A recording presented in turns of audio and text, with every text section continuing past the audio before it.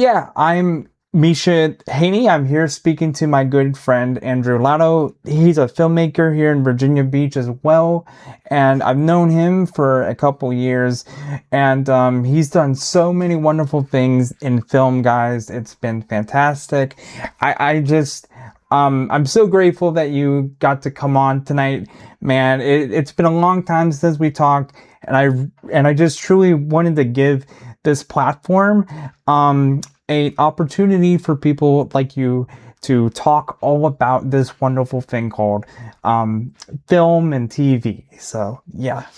Well, thanks for having me, man. It's an honor, and I really appreciate it. And yeah, it's been a minute since we've talked, so I'm glad we were able to catch up, and especially on a platform like this. So looking forward to it. Yeah, definitely, man. And I see my good friend Tay is here tonight too in the comments, and so yes, Jake does drum. He is a drummer. We'll talk more about Jake and Andrew's partnership here soon. But yeah, we're gonna just run through a few of these questions I have for you tonight, and so we're gonna just kick back and relax, and we're gonna talk all about this. So yeah. That's good. Okay, cool. My first question for you is like, what inspired you to get into film? Like, how did that whole process start? Well, what inspired me to get into film originally, I is basically when as for as long as I can remember, I've always been fascinated by TV.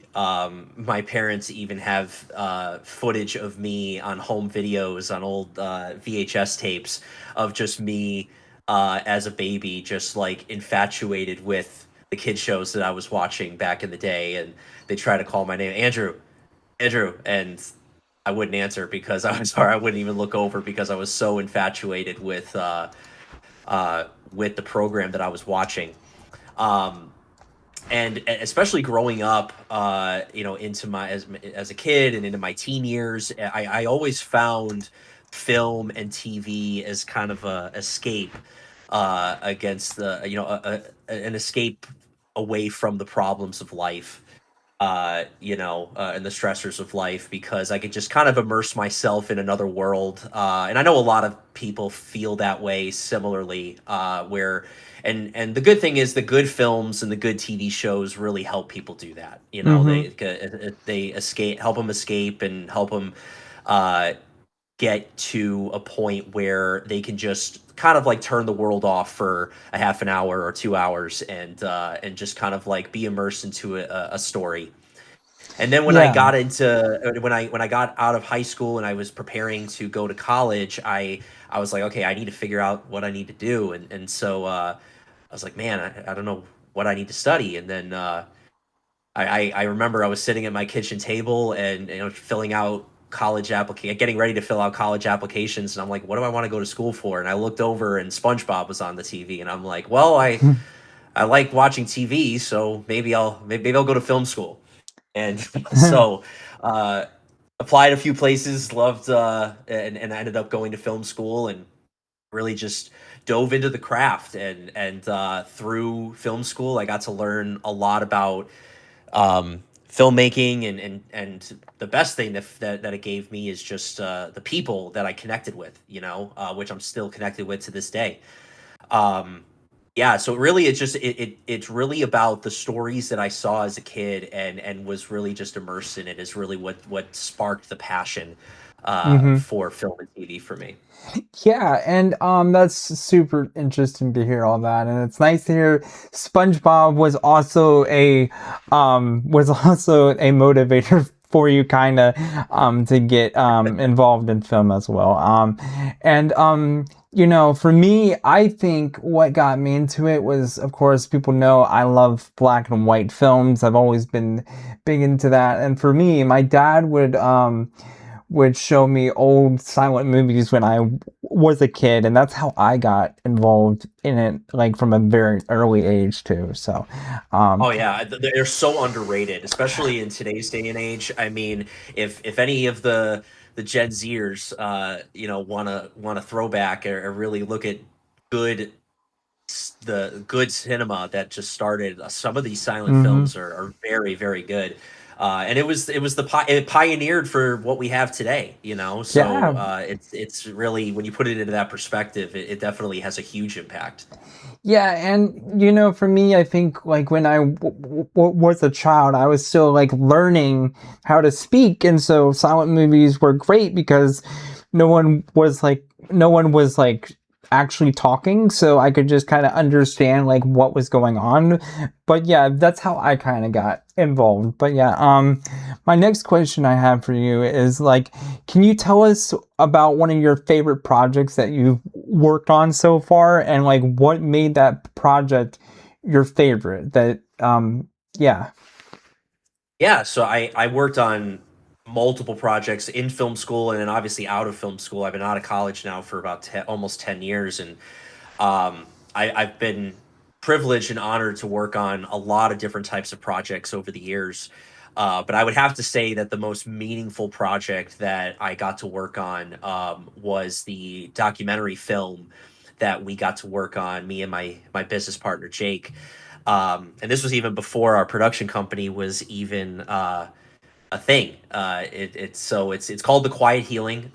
It's basically how the story goes is we were approached by a a local army vet in the area, and so we were. Hold on a second. Sorry, my computer is Oh acting yeah. weird. Okay, No problem. we're yeah, we're back. So anyway, so we were approached by an army vet. His name is Toby. He's a super cool dude.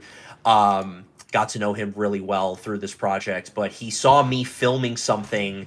Uh, I was actually filming something on location at the school that he was attending at the time, and my mom taught there at the time as well. And so he saw that we were filming something like it was like a class project for film school, and he's like, "Oh, what's this?" And my mom's like, "Oh, it's my son. He's filming something for school." And so we got connected because of that, and he shared his story. And so he actually wrote a book called The Quiet Healing, and he always had a dream of being making it into a documentary. Oh And yeah. yeah, so at first, when we heard his story, and the details of his story, I turned to Jake and I was like, man, like we have to do this story, you know. Um, and originally it was supposed we were planning on just doing it as like a passion project, just kind of like maybe like a short form, like 20 Mm-hmm. to 30 minute documentary, as a gift to him, just because because his story, he wanted to get his story documented on film. Yeah. And through a series of events that happened, this thing just blew up. Obviously, partly just because of Toby's connections, but man, this project blew up into something that we never thought it would throw, or it would blow it up into. So much so that we had to bring another film buddy of mine. His name is Dave. He's a videographer and editor in the area, and owns his own business as well. And so we brought him aboard to kind of help us produce this thing. And long story short, it ended up turning into a full 2 hour documentary. And it was really cool how we were able to really it still was a passion project because we were passionate about the story, um, and getting it out there, Mm-hmm. because it really focuses on a few different aspects. The mainly it showcases Toby's accident when he had in the army, suffered a TBI, and um, broke his spine in multiple places. Had a chronic seizure syndrome where he has chronic seizures. And so because of this, he needed to get a service dog, and he was apprehensive at first, but then when he got his service dog, Duke, it changed his life, and Duke saved his life in more ways than one. Yeah. And So it focuses on him and his story and how he got to that place. It also focuses on his relationship with his service dogs.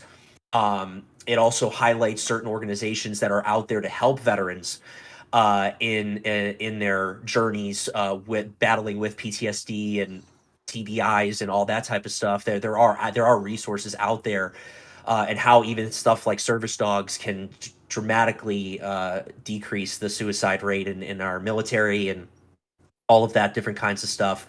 And then there's a faith element as well, and it wraps it up by talking about how Toby's faith in God was a striving point to his journey, and so we were able to have a big release back in 2019 once the film was completed, and Yep. we had a charity event, and we were able to raise about I believe it was $5,600 Oh, wow. for a charity called Heal the Warriors, which they do the hyperbaric chamber treatments and things like that. So we raised enough for one person to go through the treatment, which is really cool. Cool. Which made it all worth it. And then after that, we were gonna do more local showings and all that type of stuff, but then COVID hit, Mm. and so we really couldn't do anything. It kind of just put like a big halt on it. Yeah. So we were kind of bummed at first, but we were determined to continue to get the story out there. And so we actually started submitting it to film festivals, both domestically and internationally. And just kind of, hey, we'll submit it and see how it does. And we submitted it to 18 different film festivals, and it ended up winning 16 awards. Oh, wow. So some of them including Best Documentary, which we were absolutely shocked about.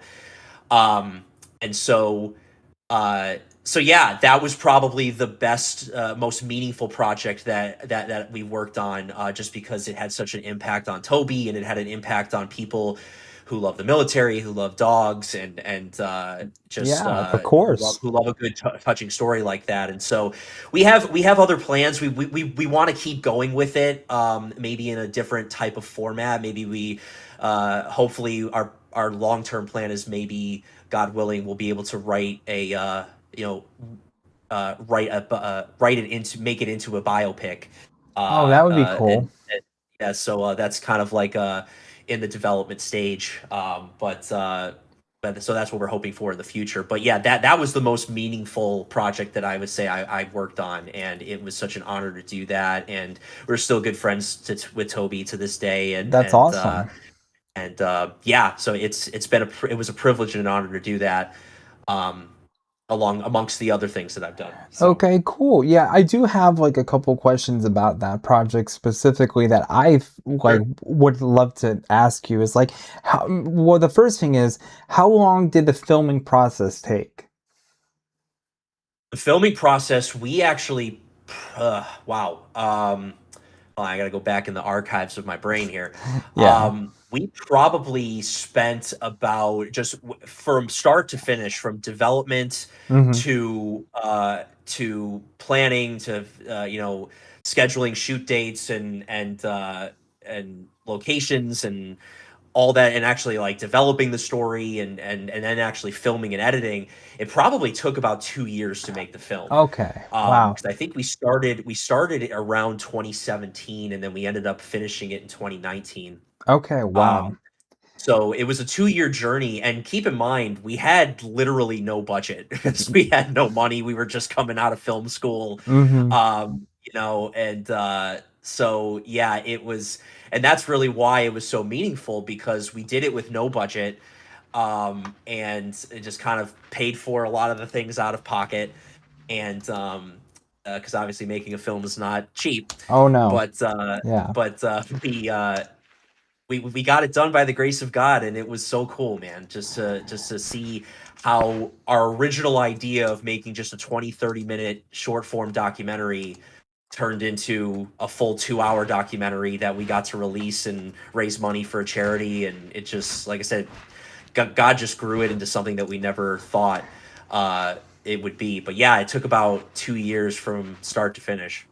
That's fantastic, man. And like, that's like really what I want to talk to people about, is that whole process, because I know a lot of films go through like a lot of stuff to get to the kind of like to the end of it, and a lot of people don't really get to hear that type of stuff. So I know that I came to, I think it was the premiere. I'm not sure if I'm remembering that correctly. Though you had something happening at your church, and I came to it. I think it was like Yeah, so that was a screening that we had. So that was after the initial release. Okay. We had a screening of the film Mm-hmm. uh, at uh, at the previous church that I attended, Okay. and then which was cool. We had a great turnout. I think you were there. You were able, Mm-hmm. which I appreciate the support. Sure. That was awesome. And then we had another one at the local library, and then we planned on having more, and then that's when COVID hit, and we had to Okay. put the kibosh on that. But Yeah. but yeah, well, so we had a couple of smaller screenings locally in the area after the big release. Okay, cool. Yeah. And I wanted to ask, can you elaborate more about like the process when you were trying to submit the film to like festivals? Because I know a lot of people would love to know more about that. Yeah, so thankfully Toby decided to just take to just to spearhead that. But I think it's just a lot of people, and this is just my personal opinion, but others might agree. I think that in film, a lot of times people get held up by fear, Yeah. you know? And to be honest, I was kind of a little timid to submit the documentary to, film festivals and things like that, because in film, as you know, we're our own worst critics, Mm-hmm. and as art, and it's not just film, it's artists in general, whether it doesn't matter what medium you're in, whether you're in video, you're in photography, you're in painting, drawing, animation, like whatever type of art that you're producing, we're our own worst critics. And so fear can really grip us. And I think it was the biggest step initially was just taking a step of courage and just saying, "Hey, I don't know where this is going to end up, but I'm going to have faith that the story is going to get out there and the story is going to impact some people." Yeah. And then you just do some online research, and honestly, that's really what Toby did. Is we all together we did some online research, and we just through various outlets just found different film festivals that were going on during that time, and we just submitted it, and not knowing what was going to happen or how far it would go or anything like that. And Toby kept texting us like, "Hey, we won an award." And then a little later on, "Hey, we won another one and another one." And I'm not saying that to like to brag or anything, but I truly it was a truly humbling experience that when you have a little faith and you take a step of courage to just go ahead and submit your stuff, um, there's a good chance that people will be impacted by it, Oh and yeah. you never truly know how far it will go. Um, and so once we took that step of courage, it was just simply as, hey, once the momentum kind of started going, it's like, hey, what else can we submit it to? I think the last one that we submitted it to was like one in Italy, and it ended up winning Best Production, and Wow. we actually got interviewed by them, and it was a really interesting process on how that all turned out. But yeah, it's just, I think the biggest step for us doing that was just like a step of courage and a step of faith to really just be bold to put your stuff out there. Yeah, man, and like that's how I felt like when I came to one to that premiere you had or that screening you had. It really did feel like God was like helping guide your project and kind of I could tell like he had a big hand in like trying to get it seen by the right people. I could definitely kind of sense that. And Oh, absolutely. yeah, and like I was blown away, dude. I actually love to watch documentaries. That's actually something that I don't talk about too often. Just that I actually like watching Oh, them me too. more Me than too. like normal films because it's so real, and so that's why I've always gravitated to those. But yeah, like you did such a great job on that, man. I was just like, Thank you.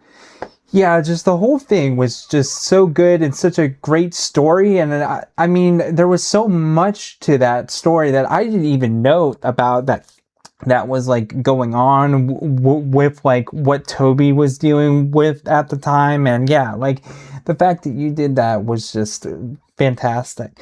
Um, Thank you, man. I mean, it was a team effort for sure. It was a team effort. I mean, obviously, I did it with Jake, my business partner, and Dave as well, who is our chief videographer on that. And it like I said, it was a complete team effort. But really, I think that's the other element too is the fact that we were passionate about the story. And obviously in this particular film was a documentary, but when it doesn't matter what type of story you're telling, if you're passionate about the story and you're passionate about getting that story out there, um, even if it just impacts one person in a positive way, it's gonna it will go far. It will go farther than you think for sure. Yeah, like that's shocking that it went all the way to where did you say that one that went all the way to, like, I think you said, Italy, yeah, yeah, went all the way yeah. out there. That's crazy. So Yeah, both like, domestically and internationally, it won a total of 16 awards, and I now I can actually say that I've worked on an award-winning film, which is crazy. yeah. Which that's a kind of like a childhood dream, you know. I mean, it's not the Oscars, but hey, I'll take it, you know. Yeah, man, definitely. I'm just so curious to ask, like, for that one that went all the way out to Italy, did they have like did they have like screen captions or closed captions for people out there? I'm sure they Yeah, I'm need to sure they have did. Yeah, them. because obviously our film was in English, and Yeah. for the Italian audience out there, I'm sure that they had Italian captions for sure. Okay. But yeah, honestly, we were able to through the interview that we did, we got to interviews or we got to be interviewed with some other award-winning filmmakers over there. Yeah. I think one was in Ireland and one was in Germany or something like that. And so, like, our film was up with these really talented really well made films too. And yeah, it was just it was an honor. But yeah, it made it all the way out to Italy, which blew my mind That for this little Italian American that I Yeah, am. that's so cool. And I have one more question about the film, and I'm sure you're not Yeah. surprised that I'm going to ask this. But how long did the editing take? Well, so Jake actually did the majority of the Okay. editing, and that was that because it took longer than expected because of the fact that um, it was you know it blew up into a full 2 hour film. Mm-hmm. Um, but what the most fun about the post production process was we got to collaborate with some really cool artists at the time that were friends of ours.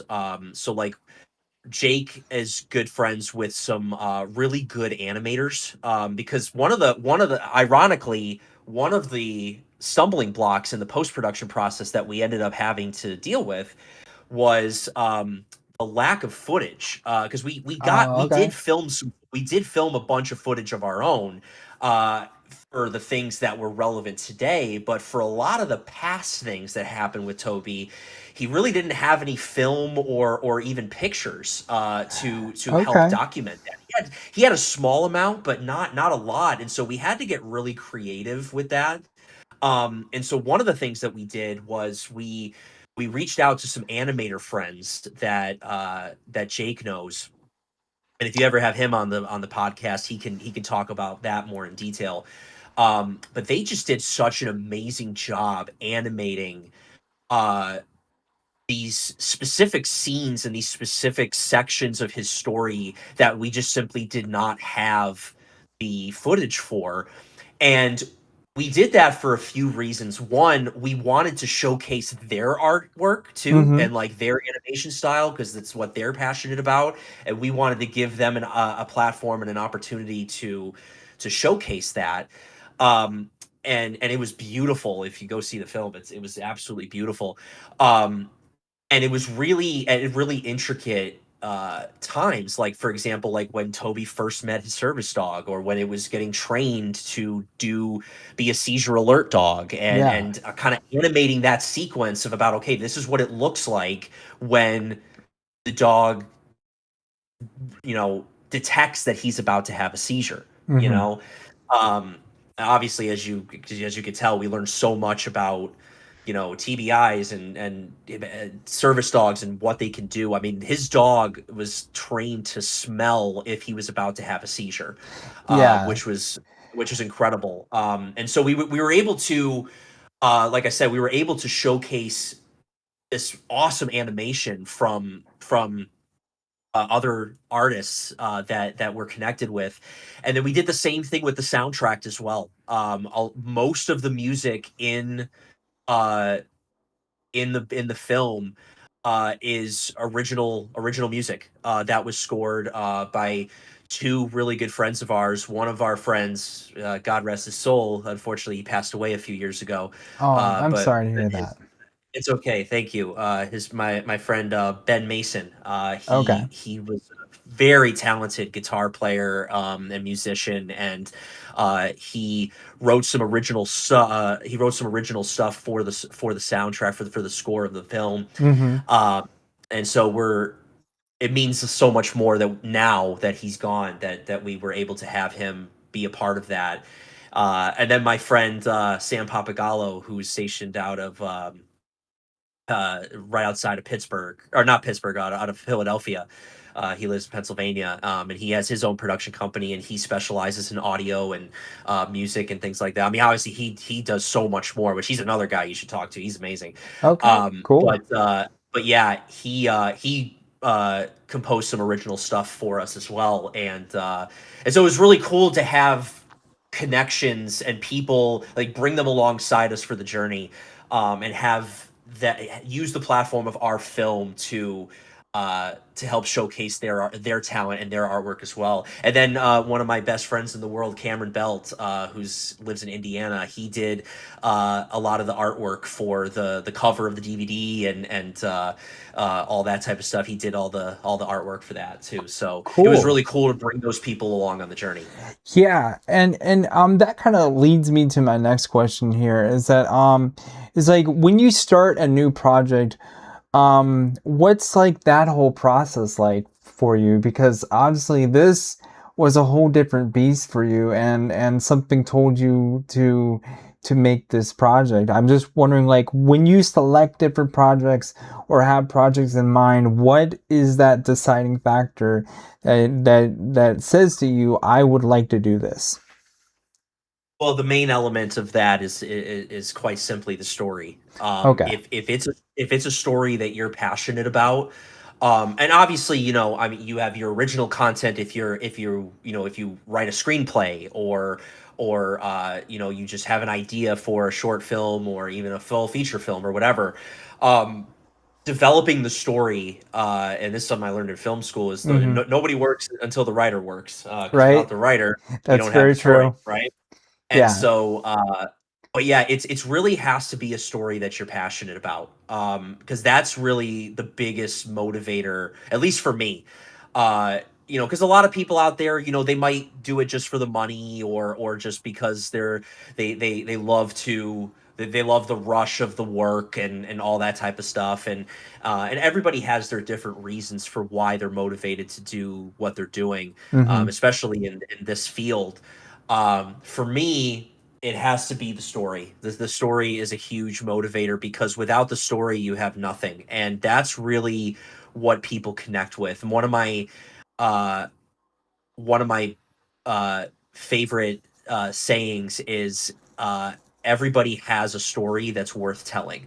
Mm-hmm. And that's why I'm so passionate about story. I mean, that's really what is the root of my love for film and television is the story. If it's a good story, if I can connect with the characters, if I can connect with the plot, if I can relate to the struggle and the overcoming of that struggle, then that's really what gets me invested as a viewer. And so as a filmmaker, I have to say to myself, okay, is this a story that I'm passionate about, that I can connect to personally, Yeah. and how can I use the gifts and talents that God has given me, to to tell that story in an effective way where it can impact somebody else, just as much as it has me. One of my favorite quotes is from the great director Cecil B. DeMille. Again, black and white, Yeah. old films. He once said, "The greatest art in the world is the art of storytelling." Mm-hmm. And that's really it. That's really the core, in my opinion, of any artistic medium is the story. What kind of story is it telling, and how is it impacting somebody? Yeah. Um, And so that's really the main motivator for me when it comes to the type of projects that I do, and the ones that I want to be a part of. You know. Yeah, yeah, definitely. And I kind of have kind of a similar process to you. I think mine is more artistically, um, what kind of like gets me going, or what kind of inspires me to make a project.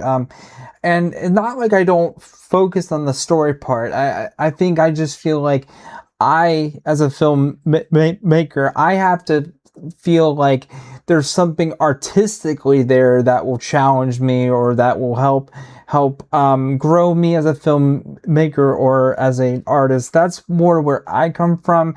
And then the story part of it is more like if there's something in the story that means a lot to me. So I get what you're saying, but for me, my process is a bit different. So yeah. And that's totally fine, because that's the beauty of creativity, is that we're created by a creator to be creative, right? And to do Yeah. creative things. And everybody's creative process can be different. And I mean, there's so many film examples of how somebody just simply wanted to challenge themselves to Yeah. do to do something different, and it ultimately turns out to be a great film. I mean, you think of a lot of the interesting, like and I know I'm jumping ahead a little bit of our Oh of no, what we're man. Yeah, going here, you're fine. but like, for example, like I think of, Christopher Nolan films, when you think of things like Inception and stuff like that, Right? or it's told in a different, and not in a non-traditional style, and it kind of pushes the limitations, and it pushes the boundaries of how a story is told, right? Mm-hmm. But I think also, I agree with you that for certain people that are driven by the challenge, that is a great attribute to have, because a lot of times when people are driven by that, they have the humility and the sense to say, hey, I know the talents that I have, but I know that there's somebody out there that's always that's going to be one step ahead of me, that's going to be a Mm-hmm. little bit better than me in a certain aspect. And it doesn't matter how much experience you have, and it doesn't matter how many accolades you have or whatever. Like, there's always something new for you to learn. And if you never stop that, or if you never let go of that passion for learning and growing, and becoming better, Mm-hmm. then that's going to get you so much farther than you ever could go. I mean, one of my favorites examples of that personally is Spielberg, because Oh this is yeah. after he did E.T. and Jaws and all that type of stuff, and then he ended up making the decision to go back to film school, and just because he knew that there was other things for him to learn, and he had he humbled himself, and he realized that, like, yeah, I made Jaws and I made E.T. and these Yeah. blockbuster hits and stuff, and yet here I am sitting in a film class, and if I was in that film class, I mean, like, dude, you should be teaching this class. Like, why Right? are you sitting here next to me, in this class right now? But so it shows that Mm-hmm. that spirit of, hey, I know that there's always something that I could get better at and something to learn, and I think that, combined with the passion for good storytelling, can take you a long way, for sure. Oh yeah, definitely. And like I didn't even know that he went back to film school. That is insane. Yeah, I had no yeah. idea. And I hate to admit this, but I just had to boot one of my favorite directors from my list because I forgot to put Christopher Nolan on there. That's So okay. That's so okay. Move the other one to an honorable mention. That's for Yep, sure. yep, But definitely.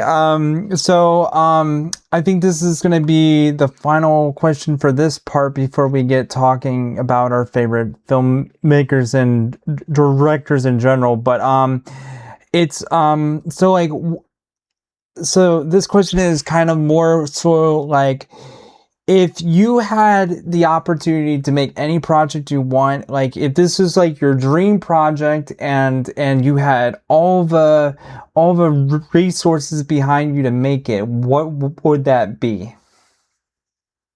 wow, that's a great question. Yeah. Um, there's so many types of things that I would dream of doing. Um, I would say if money was no object, Yeah. I would definitely love to do more documentaries, Okay. especially because of my Cool. experience with The Quiet Healing. Um, I would also particularly, I think of doing a biopic would be really fun. Um, I think that I think that this would be a dream of mine, but I would love to make a sports movie, Oh, really? specifically Okay. a baseball movie. Because I love some of my favorite movies. I mean, I grew up watching The Sandlot and Yeah. uh, Rookie of the Year and Little Big League and a lot Mm-hmm. of those fun baseball movies as a kid. And I love sports, and so I think that merging the two loves of sports and filmmaking would be so cool to do.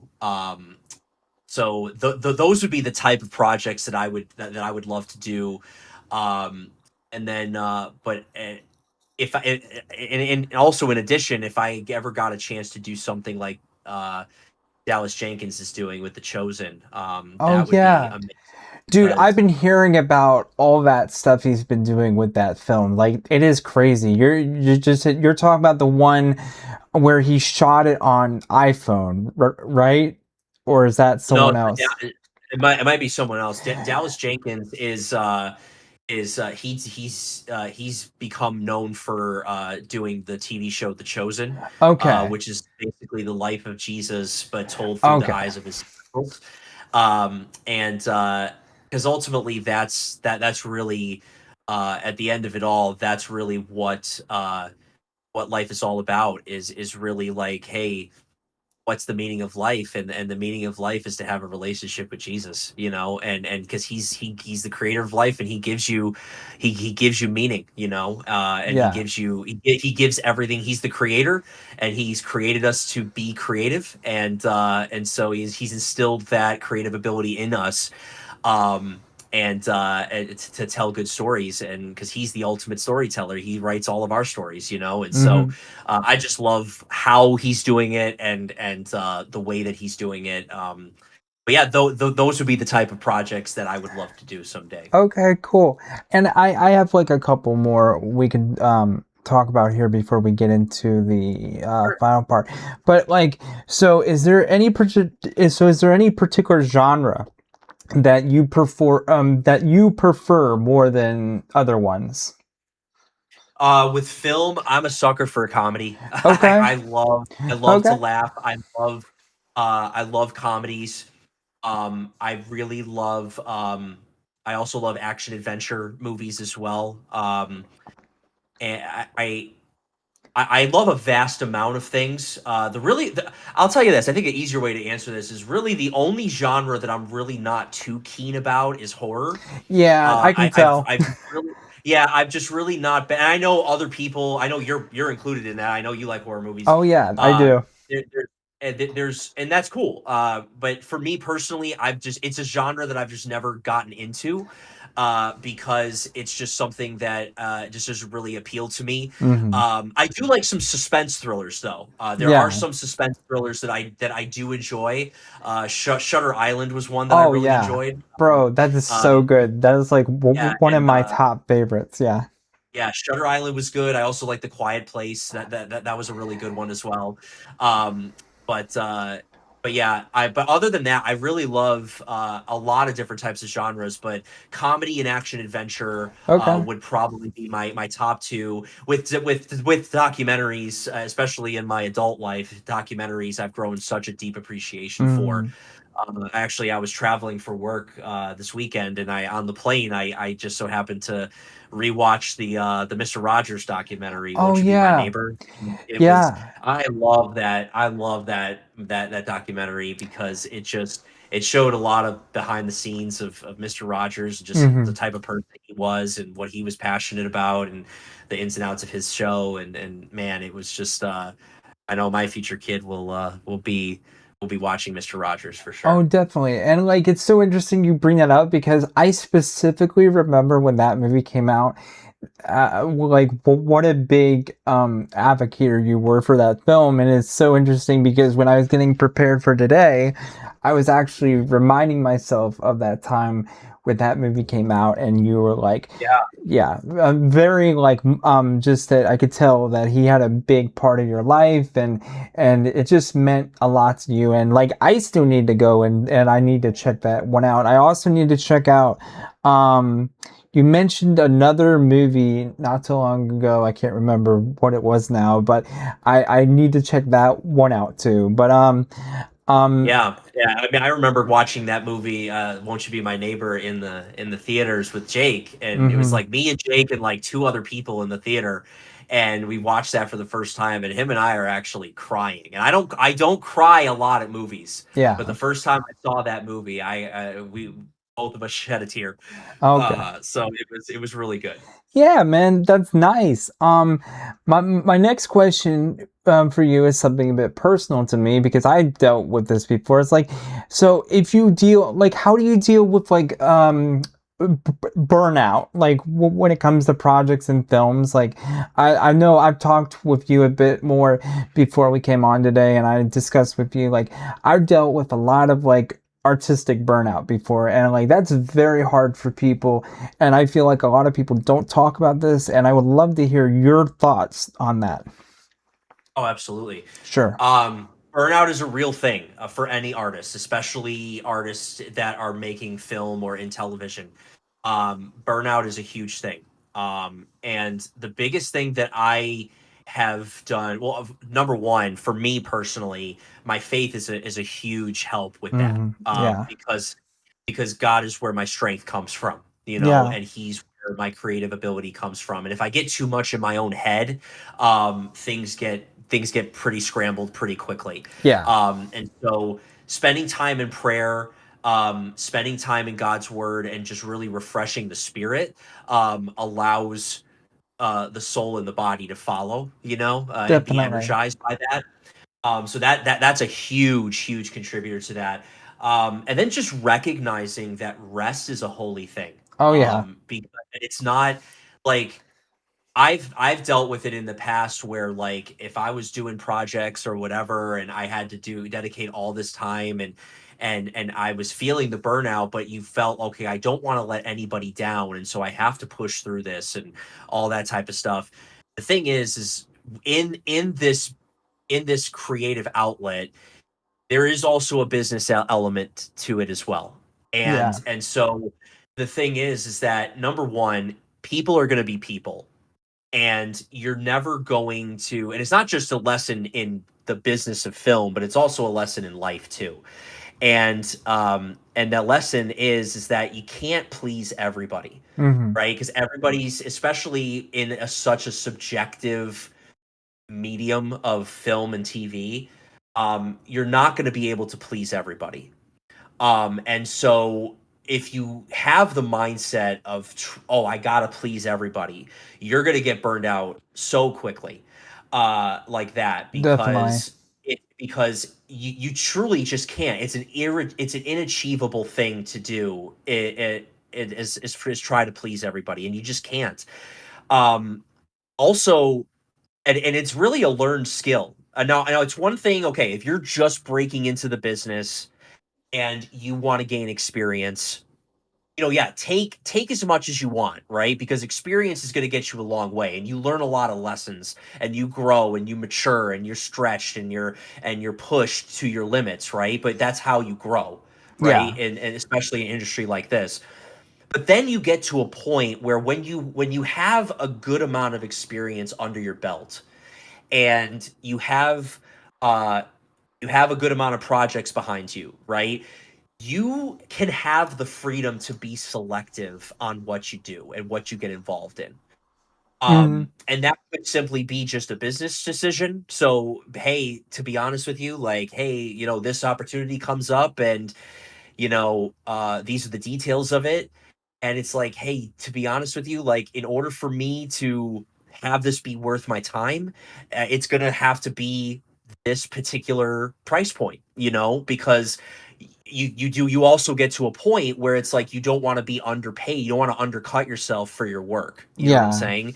And it's okay to say no sometimes, you know.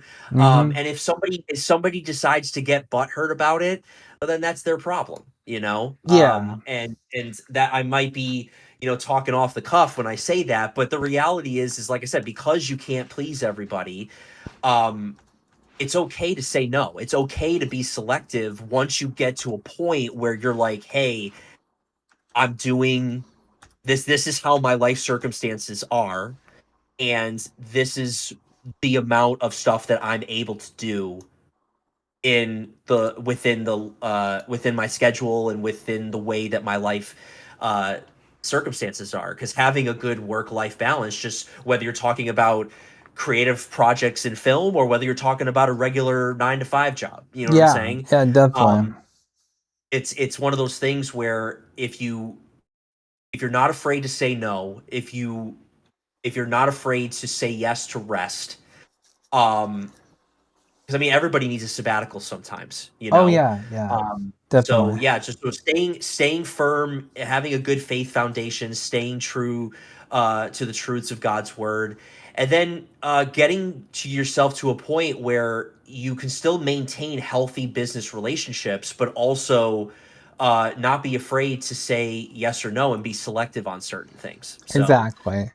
Yeah, and I'm so glad you brought all that up. And I would have just be fully honest. I had to take a quick power nap today, just before yeah, I got on and talked to you. So yeah, I definitely am a big advocate for that. And I always tell people who are in this field that they need to prioritize time when they're doing all this and time when they can just relax. So, and I don't feel like that's talked about quite enough.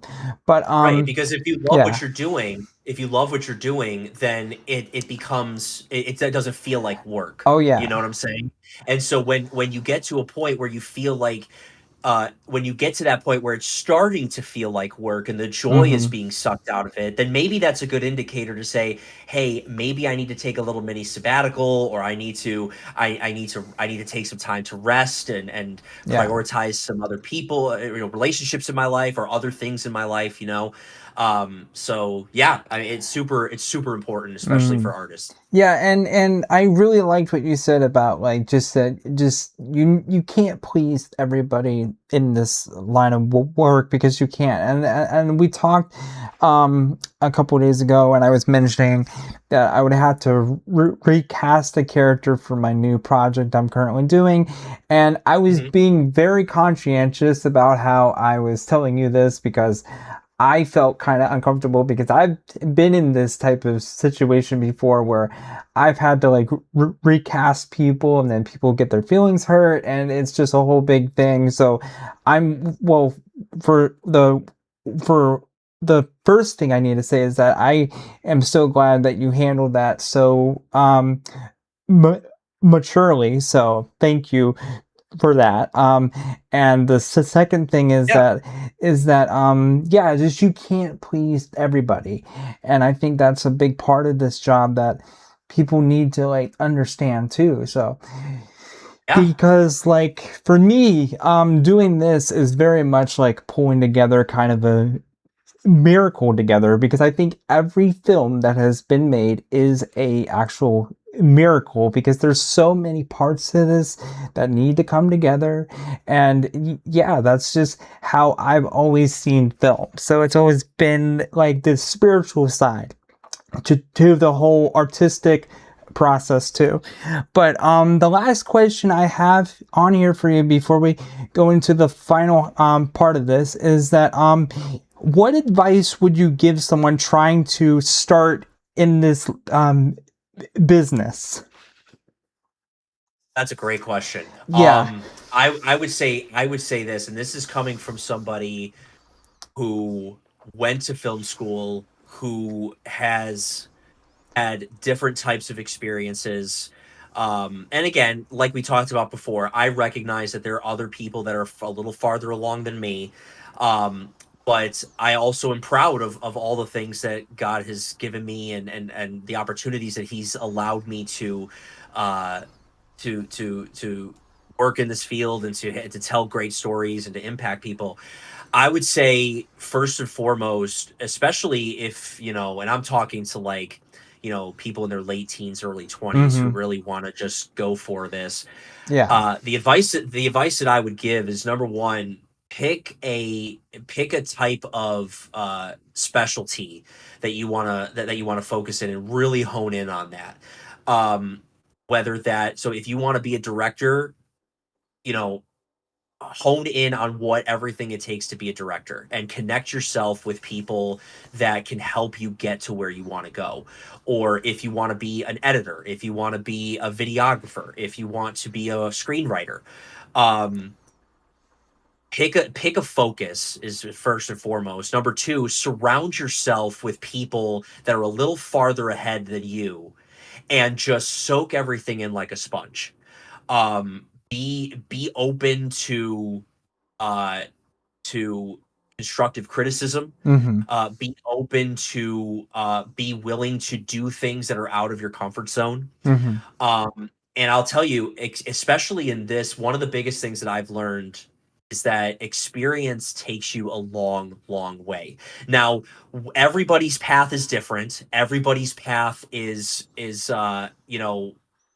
however they want to pursue this industry, you know, that is the path that they should go. So, for example, for some people, going the film school route and getting that foundation is a great thing. That's what I decided to do. It connected me with some amazing people. My journey looks different than others that took a similar route, but also it looks different than people that didn't decide to go to film school. Mm-hmm. So if you want to go to film school, pick one that's going to give you the best experience possible. And then if you decide not to go to film school, it's okay.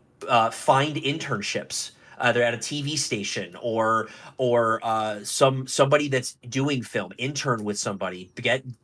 Start off by getting somebody coffee or whatever, and then just Yeah. like that's the biggest thing. Surround yourself with people that can pour into you and instill into you so that they can elevate you to a place where then you can turn around and do the same thing for somebody else.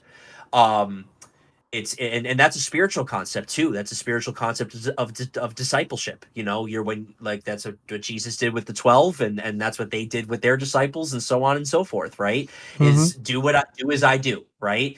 And so find yourself somebody, and I mean, I'm so grateful to the handful of people in this industry that have just that took a chance on me and poured into me and really helped me elevate to the place that I'm at now. And now I'm in a position in certain aspects of my career where I can now instill some of those things into other people that are a little bit farther behind me in the industry, But I would Mm-hmm. have never been able to get there if it wasn't for those people that I partnered with and those people that I surrounded myself with to invest into me in my career. And Definitely. those would be the biggest pieces of advice that I would give. And those are such good pieces of advice they give. And I think for me, like if I had to give someone advice on like if they wanted to start, um well, for me, when I went to film school, just like a lot of people do, I wanted to be a director.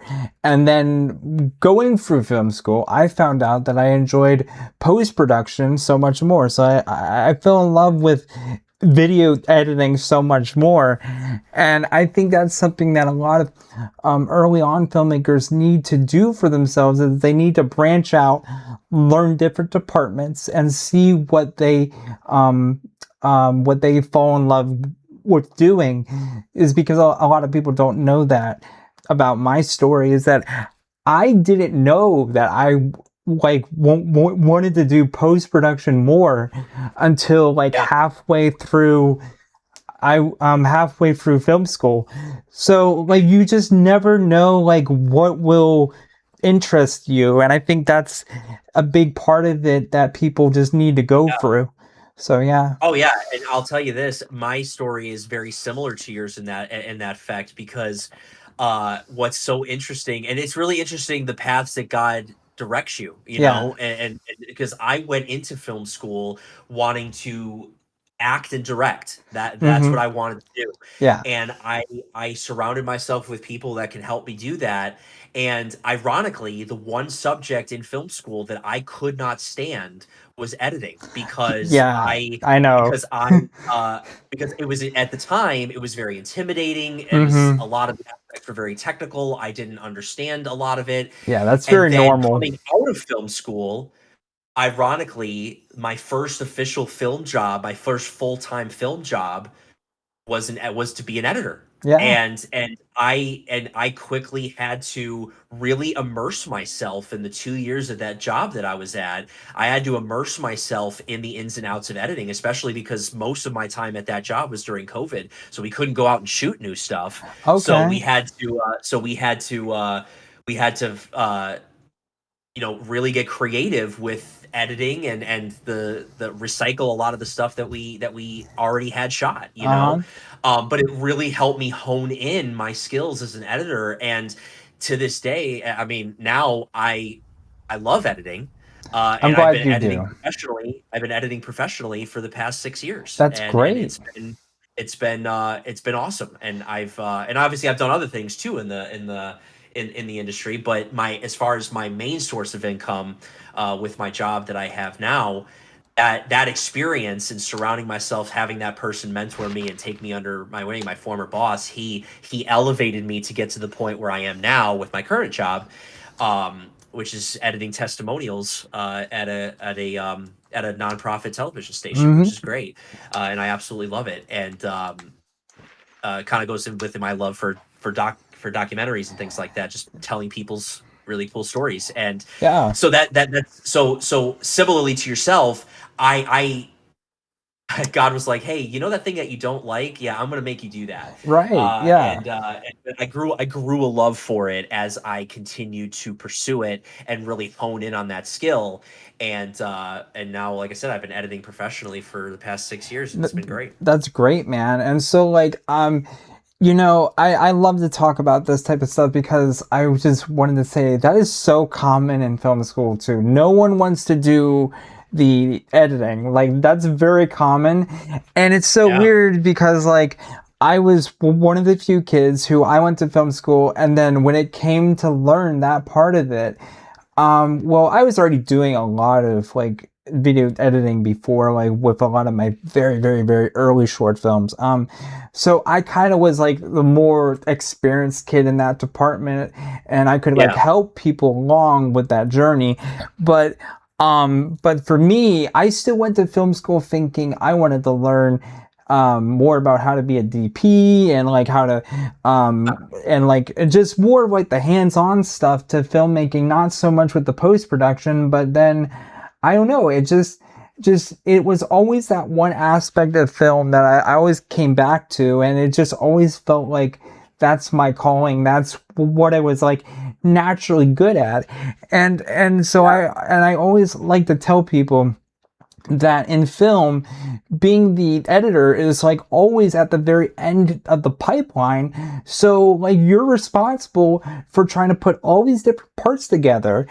And so like it's a huge job. So I guess what I would like to ask you before we start the final part of this whole interview here is that when you were making your documentary with Jake, did you want to do the editing, or did he take on that job before you?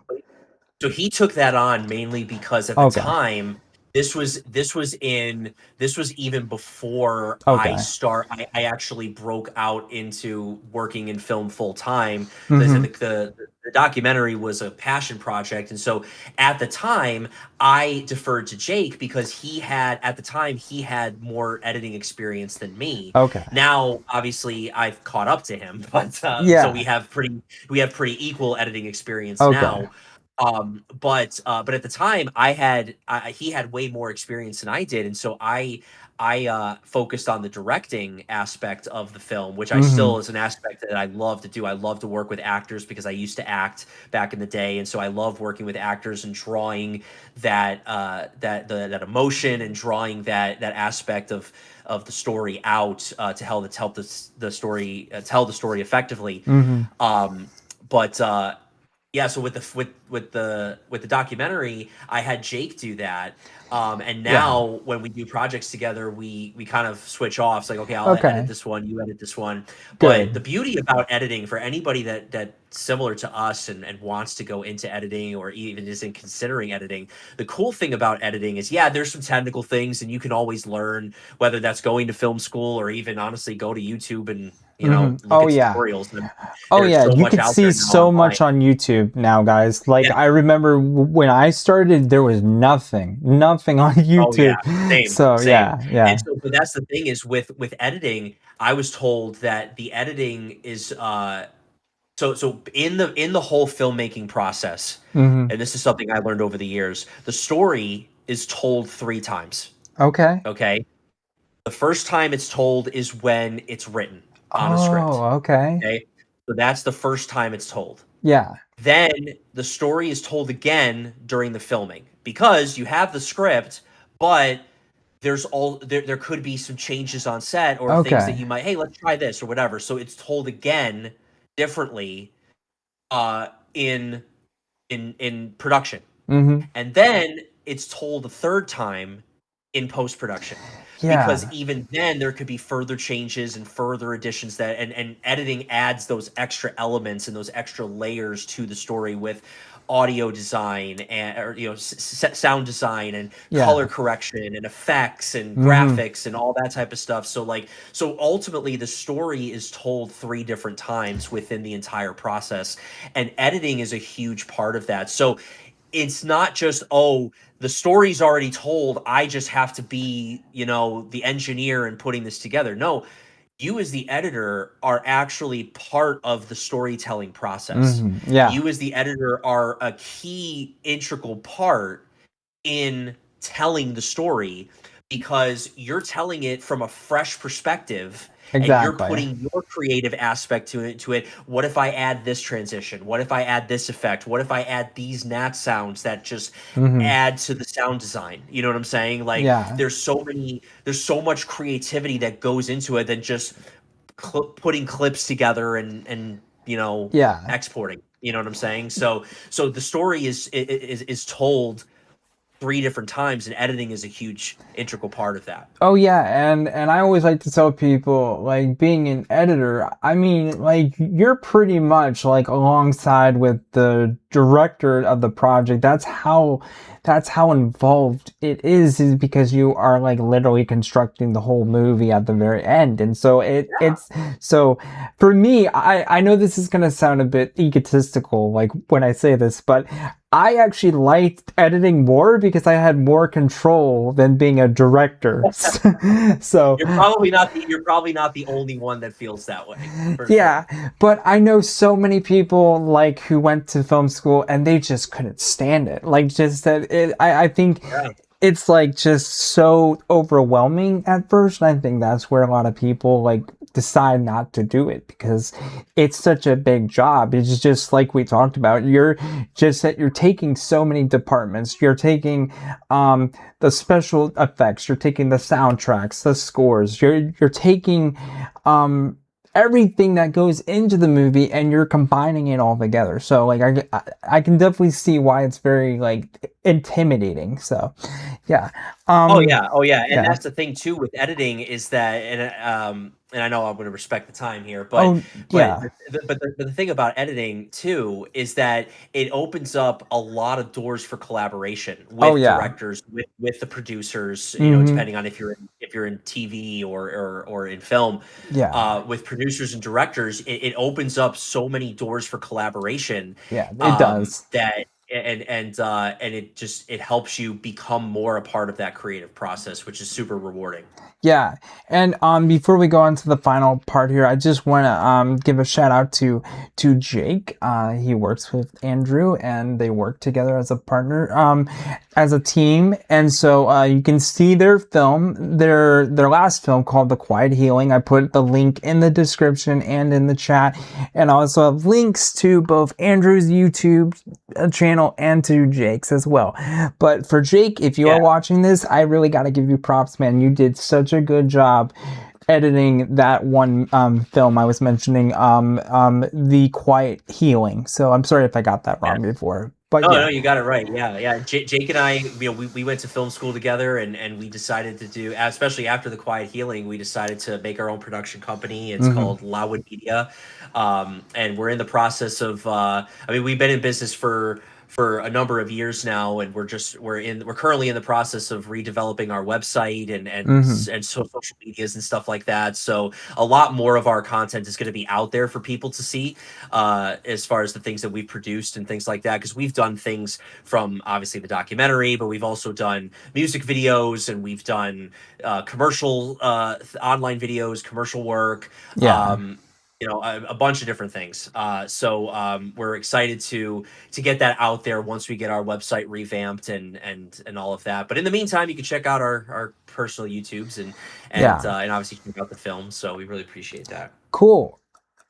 Awesome. Okay, we're gonna end this off by going through our top 6 favorite movie directors. We'll just go back and forth one by one.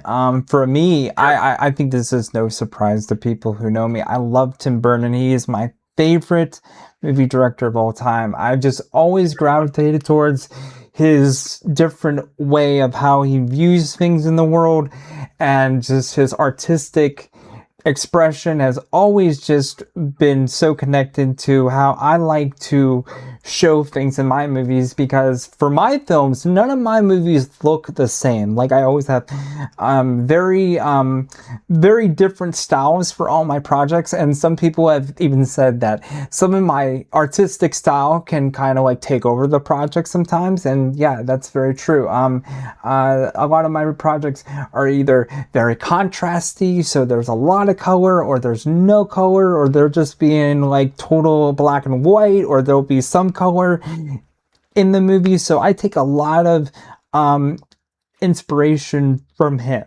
So yeah, what's your top pick? Number one for me would probably be Steven Spielberg. Oh yeah, definitely.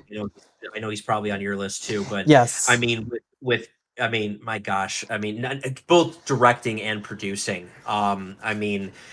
Obviously doing Jaws, E.T., Schindler's List, Jurassic Park. So many different things. It's just, to me, Spielberg is. He pretty much defined modern Hollywood filmmaking. He's like the ultimate blend of blockbuster entertainment and emotional storytelling, and that's really what drives me towards Spielberg films, is that he just knows how to tell a good story. Compelling, pulls at your heartstrings, keeps you at the edge of your seat, and it's just he's probably number one for me. So yeah, love me some Spielberg. Yeah, definitely. And so he's number 2 on my list. And so I feel exactly the same way. I was talking to my good friend Playing Around for Now. I saw him in the chat. I don't know if he's still here. And he hadn't seen Indiana Jones yet. And so I told him that Spielberg just has this magical way of like using the camera as like a third character. Like, just that the way he moves the camera, like in his movies, is just so dynamic. It just feels very different, and that's what I love about his films, is the way he just moves the camera. So yeah, definitely. My third pick, since I already put Spielberg as number 2 for me, would be Robert Zemeckis. He made the Back to the Future films, for those of you who don't know, and he did Forrest Gump. He did like Castaway, and he did so many of those films, and I've always just been a big fan of his. I feel like he has a lot of very like close identity to what Spielberg does because they've worked together on a lot of projects. I don't know if people know that, but they had a lot of Yeah, involvement on different stuff. Spielberg was actually like he was somehow involved in Back to the Future at some capacity. he was the producer. Yeah. And so that's kind of like what I meant. And I feel like he shares a lot of that same, um, that's kind of that sameness with Spielberg is that he moves the camera very dynamically too. So, Oh yeah, yeah, for sure. definitely. Yeah, What's, number two for me was Zemeckis, okay. mainly because but Back to the Future is Mm-hmm. that franchise is just Cool. one of my all time favorites, and I love the fact that it's, obviously with Back to the Future is the main example, but within a lot of his films, he has this way of telling a story that's so ahead of its time, Oh, yeah, and definitely. that where every little minute detail is thought of, Uh-huh. you see that with Back to the Future, and all three of them, but you also see that with Forrest Gump and a lot of his other films, where every minute detail of the story and just the way it's shown on camera is thought of. Like you Mm-hmm. could tell that there was forethought, and he just has that God-given talent to put that into story format and put it on film, and so that's why he's number two. And then number three for me would be Scorsese, Martin Okay, Scorsese, cool. because I mean, with films like Goodfellas and Mm-hmm. The Irishman and Taxi Yeah. Driver, I mean, he and so many others. I mean, he he tells deeply human stories, very relatable Yeah, characters, it does. um, and that have a lot of different elements to it. And just with his use of music and editing and character development and complexities and stuff like that, I mean, he is up there as like the gold standard for modern filmmaking. Oh, yeah. And so he's just that's why Scorsese's number three for me. Yeah, man, I'm so glad you have him on your list. Just that he's not on my top list, but I mean, he's definitely like not far behind, man. Just that, my favorite Honorable mention, Scorsese, yeah, yeah, my favorite Scorsese film would be Goodfellas, yeah. because I don't know why, like, I liked The Irishman too. I just thought it was a bit long. Like, that's just how I felt. It I don't was long. know. It was a long Yeah, movie. If you haven't seen The Irishman, it's a long movie, yeah. but it's good. Yeah, and I feel like The Irishman was a lot like Goodfellas, to be honest. But I see what he was going for, and then I really like Casino too. I think he did a good Yeah, job on that one too. So, yeah, um, for sure. yeah, there's definitely a lot of movies that I just always like watching that he did. I know he did the Wolf of Wall Street not so long ago, and man, I was having a ball when I went to go see that. That was like Yeah, a combination of like all kinds of things all like together. So. yeah, absolutely. Yeah. So my fourth pick. So this is the pick that I had to boot someone off for. So I had Baz Luhrmann there to start with, and he did like Moulin Rouge, and he recently did the new Elvis biopic, and he did the Great Gatsby remake with Leonardo DiCaprio, and I've always loved his Great film. style. Yeah, but I had to respectfully choose someone else. So you brought up Christopher Nolan, so he had to go there for me. I've always Oh yeah, yeah, I just remember when I was very, very young and I was still getting into this, I would be watching all of his movies and I loved how he would like craft the story so differently. I think he's very much like a story guy. Like you can tell yes, like all of his films are very focused on the plot. So that's why I've always yeah, been a big fan of him. Yeah. yeah. Nolan is actually number five on my list. Okay. Because I mean, with films like Inception and The Hmm. Dark Knight and Oppenheimer, I mean he really.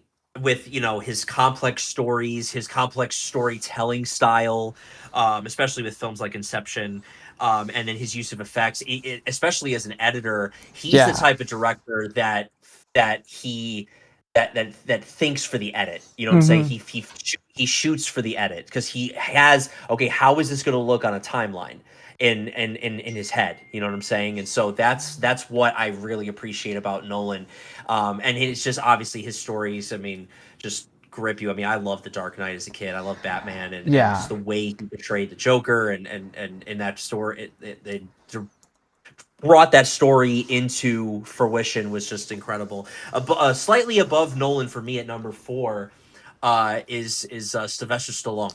Okay, Uh, yeah. I knew you were uh, gonna bring him up because we talked right. about I mean, him before. a lot of people feel like he should be. A lot of people who know me would assume that he's higher on the list, and I have super high regard for him, obviously as an actor, but also as a director too, because what he does really well as an individual and as a filmmaker is he knows what he's good at. Yeah. A lot of times you see certain filmmakers that do really really well in one thing and then try something else and kind of flop. Hmm. Um, he sticks to action adventure, and he knows how to do that so well. And obviously with Rocky, I mean, Rocky's my favorite film of all time. That's Hmm. probably the main film that inspired me to go to film school, was Rocky. Every single time I had an assignment in film school where I was like, hey, pick a film and write a paper about it, it was always Rocky. And so that's my favorite film of all time, and he just did such a wonderful job with writing and directing and acting, and that's kind of what made me passionate about the whole thing. But that's the biggest thing I appreciate, is not only is he a phenomenal storyteller and a phenomenal screenwriter, but from a directing standpoint, he knows how to direct actors well because he Hmm. is an actor, and he Yeah. also uh, knows he sticks to what he knows, and he does it so brilliantly. So Yeah. that's why he's number 4 on my list. Then obviously Christopher Nolan follows him at number 5. Well, I'm surprised, Andrew. I thought you were gonna put him higher on the list, but I completely get it. Like, I just want to go on a small tangent here about Sylvester Stallone. For those of you who don't know, he does direct a lot of his projects, and I think a lot of people just don't know that. I don't think he puts that out enough for people to know that, and so like a lot of people don't know this too. When he made Rocky, I think he was like on the verge of like going like bankrupt, going homeless. Like, he had no money at all, like, when he was doing that. And so Yeah, he was yeah. like a C-level actor, and he was actually pitching himself for another acting Yeah. role to the producers that ended up doing Rocky, and they were like, "Oh yeah, we'll call you." And then he as he was leaving, he goes, "I write a little bit too." Yeah. And they're like, "Oh yeah," and so he brought him down to his car, and in his trunk he had all these spiral notebooks just of scripts that he Exactly. wrote. Yeah. One of them was Rocky, and what's crazy about that story is that it's the ultimate underdog story in itself, but it's also the ultimate underdog story of how it was made, because Hmm. Rocky, when they were filming it, they're like, okay, your budget's like just under $1 million, which back in the Oh 70s was yeah. not a lot of, Yeah. and you only have like 2 months to film this thing. So they Hmm. literally filmed the whole thing in 2 months, and it ended up winning Best Picture in 1976. So Exactly. it's just phenomenal. And then he ended up going on to direct Rocky 2, 3, and 4, Hmm. um, and then ended up bringing back the director that did Rocky 1 and Rocky 5, which Yeah. ironically, I don't know if you knew this, same director that did Rocky 1 and Rocky 5 also directed The Karate Kid. So, Yeah. I uh, think I heard that from someone. Yeah. yeah. So, Um, but yeah, that's just very interesting. I feel like, I don't know. I really wish he would talk more about, like, he does direct his movies. Just like, I can't tell you how many people I've told that to, and they just had no idea. So yeah. but because he puts his acting like so much at the forefront, and that's what people kind of know him for. But yeah, my top 5 pick would be Ridley Scott, and I wasn't Mm. gonna put him here before, but I recently watched a lot of behind the scenes documentaries about him making his movies with with such as Blade Runner and stuff like that. And when I was Yeah. watching that stuff that he was doing, like he had a lot of pushback from the studio when he first started out, and a lot of people were giving him a really hard time because he was so young and he was so new, and he was just going massively over time and kind of over budget when he was making those movies. And what I grew to like about him is that he was able to like handle all of that so well at such a young age. And I was just very drawn to his story and kind of and just seeing him grow as an artist as well. But also another part of why he's on my list today is because um the studio actually had him cut out a huge part of Blade Runner when it first came out, and it was not like the movie that he wanted it to be. But then years later, when I think the Blu-ray came out, he got a chance to kind of have his own cut back, kind of like put back into the DVDs and put back into the Blu-rays for people. And I guess what I'm trying to say is that I just really admired his I guess his strength to not take that as like a negative thing, because I know a lot of filmmakers would get very upset if they had to like take out a huge part of their film and it's not like the way that they were hoping it would be. But after hearing more about like everything that he's gone through and he had to just that he had to earn a lot of respect from people, like because he was so new. So I give him some mad props. For sure. Yeah, definitely. That's great. Yeah. Number five was a little tricky for me because I was going back and forth between a couple of other directors, but I at number five, I think I got to put Alfred Hitchcock. I mean, Oh just yeah. classic. I mean, Psycho, Vertigo, Rear Window. I mean, just a lot of the, even though, horror or suspense is not like my top genre. Uh-huh. I mean, he revolutionized and was this huge pioneer of, editing and camera techniques and having this uncanny ability to manipulate the audience's emotion. And Oh and yeah, he just definitely. spearheaded a lot of that stuff.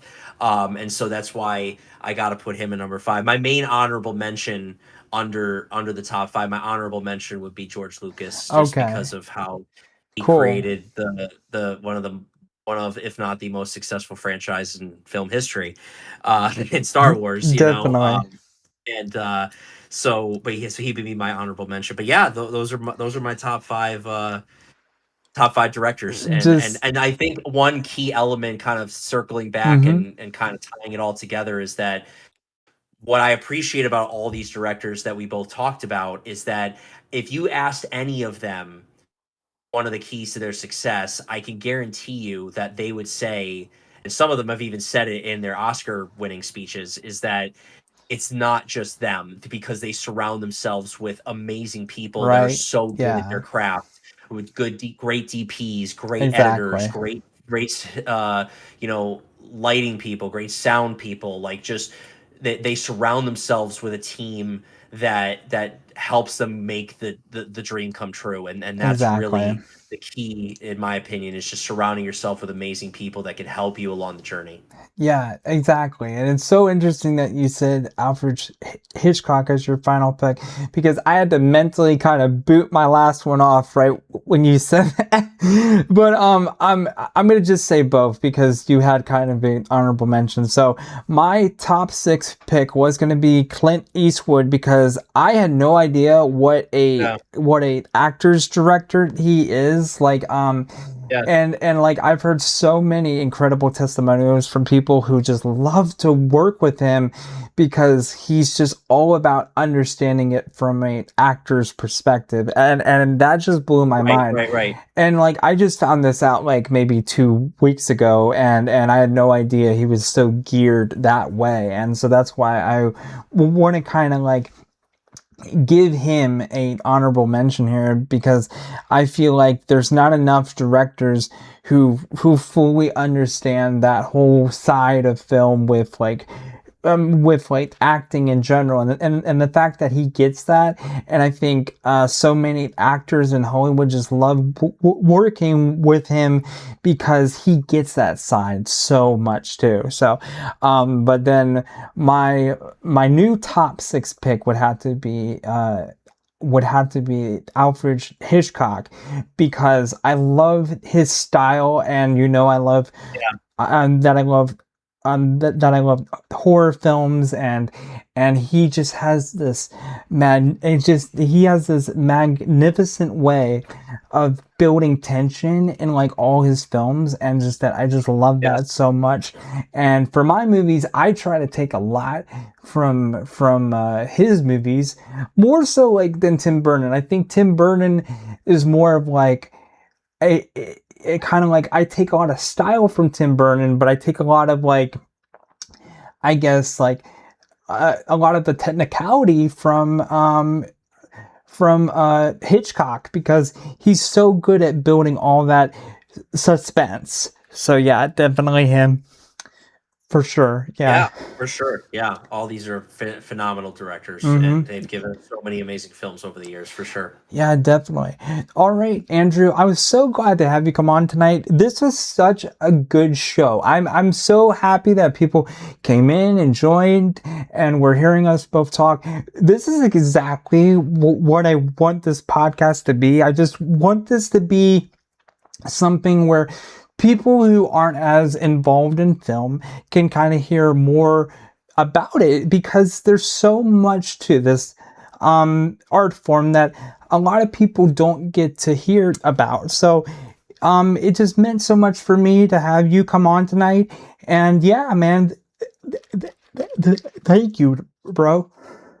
Oh, no problem, man. Thank you so much for having me. It was an honor, and I really enjoyed our conversation. And yeah, it's just keep doing what you're doing, man. And I know that you'll have some other great people on here, and I'm just glad to be a part of it. So Sure, dude. thanks again for having me. I Yeah, appreciate it. bro. And I definitely need to have Jake come on too. Just that I would Yeah. love to like pick his brain about like all the post-production stuff that he did for the Quiet Healing film that you guys Yeah, did no, together. absolutely. Yeah, he's an amazing, talented filmmaker in his own right, and the other half of Loudwood Media. So, so yeah, I'm sure that he would love to be on the show for sure. Yeah, definitely, dude. All right, guys. I hope you all have a great night. Okay? Bye. Thank